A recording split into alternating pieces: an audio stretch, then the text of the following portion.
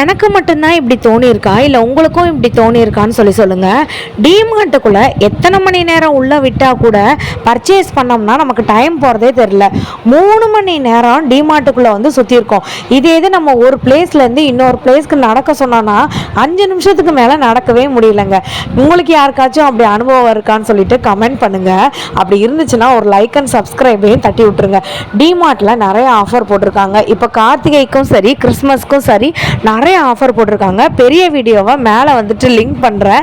So இந்த குத்து விளக்கெல்லாம் பார்த்தோன்னே, பூஜை ஐட்டங்கள்லாம் பார்த்தோன்னே நமக்குள்ளேயும் ஒரு குடும்ப பெண் இருக்காங்களோ அப்படின்னு சொல்லிட்டு எனக்கு தோணிகிட்டே இருந்துச்சு.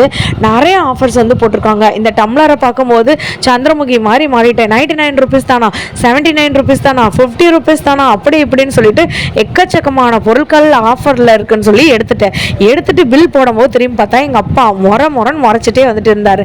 இந்த மாதிரி வீடியோவுக்கு நம்ம சேனலை லைக் அண்ட்